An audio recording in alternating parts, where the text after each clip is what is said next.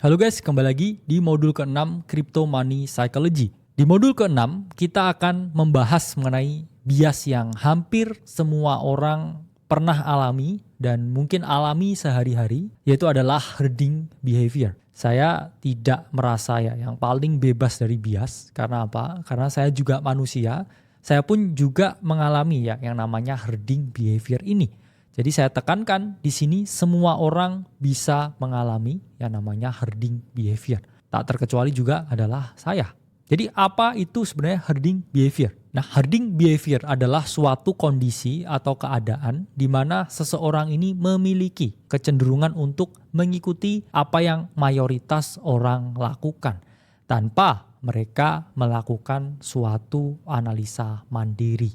Jadi hal ini sangat sering terjadi karena kita adalah makhluk sosial. Kadang kita mengikuti memang sosial ya. Orang ini trennya lagi apa, orang melakukan sesuatu apa ya, kita ikuti. Biasanya juga dibilang sebagai fear of missing out atau FOMO. Nah, kalau di bidang investasi atau trading, ini kalau di bidang investasi ya, biasanya ketika orang ini ngomongin suatu aset tertentu ya di sosial media, lalu teman-teman tanpa melakukan analisa ya, tanpa menggunakan strategi tertentu, tanpa mengetahui aset ini apa, teman-teman ikut langsung main beli. Nah, kalau di trading biasanya ketika teman-teman lihat chart dan lihat chartnya ini parabolik, kemudian teman-teman decide untuk ikut masuk, atau ketika chartnya turun, teman-teman decide buat jual. Nah, ini adalah salah satu ya jenis herding behavior yang teman-teman dapat ketika teman-teman ini sedang trading. Kira-kira apa yang menyebabkan bias ini bisa terjadi? Nah, pertama tak lain dan tak bukan karena adanya sosial media dan juga influencer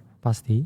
Dimana kalau kita lihat peningkatan sosial media itu juga peningkatan jumlah informasi yang masuk ya, ke semua individu, terutama informasi terkait dengan kripto. Ini ada source dari Finance Online, dimana di sini ya, kalau di seluruh dunia ya, ini hal yang sering membuat FOMO ini justru Facebook ya, baru kemudian Instagram dan sosmed lain. Yang mana hal yang paling ya membuat FOMO itu adalah travel ya, event dan juga makanan. Dan kita juga bisa lihat ya, kalau memang FOMO ini kebanyakan memang menyebabkan envy. Kenapa? Karena kadang orang ini juga nggak bisa mengikuti hal yang sama. Jadi kalau kita lihat envy ya di sosial media, yaitu memang hal yang sangat biasa. Kalau di kripto ya, mungkin nggak envy ya, tapi FOMO ya. Ada orang ngomongin koin ini, saya juga harus beli koin ini. Ada ini melakukan project ini ya, saya juga harus melakukan project tersebut. Berinvestasi di project tersebut.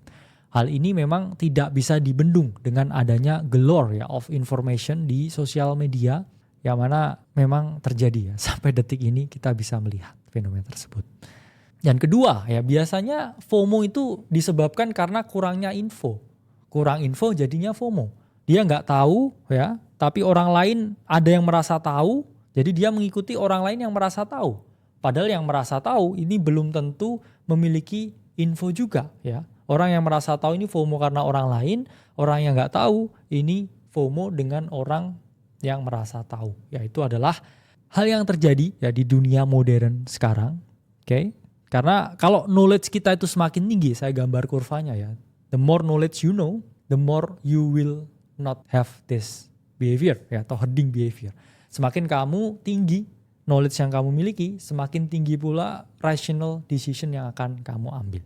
Selanjutnya adanya feedback loop. Apa itu feedback loop? Suatu tren itu akan dikonfirmasi kuat ya ketika banyak orang yang melakukan. Ya, orang melakukan tren tertentu, kemudian tren tersebut ya semakin lama semakin kuat. Dan kita yang melihat tren itu kuat, kita pun akhirnya juga ikut-ikutan ya tren yang dibilang kuat ini. Sehingga itu menjadi suatu feedback loop dan membuat efek ya, saya bilang seperti bola salju yang semakin besar.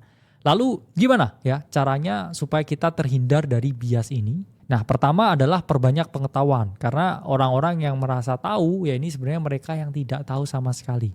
Dan kedua ya, biasalah untuk jadi independen.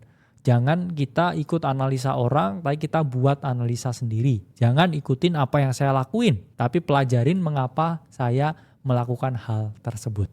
Oke? Baru teman-teman kalau paham thought prosesnya, kenapa saya mengambil decision tertentu di market, ya teman-teman bisa lakukan hal yang sama untuk mengambil decision tertentu juga. Ya. Nah, selanjutnya jangan menggantungkan diri ke sosok idola. Jangan gantungkan idola ini ke siapapun, influencer, ya, edukator, ya, atau ke saya, ke siapapun. Karena itu adalah uang teman-teman sendiri, ya, itu portofolio teman-teman sendiri, capital teman-teman sendiri. Jadi harus independen, jangan gantungkan ke orang lain. Karena nggak ada Superman di market, semua orang di sini bisa dan berhak untuk melakukan kesalahan.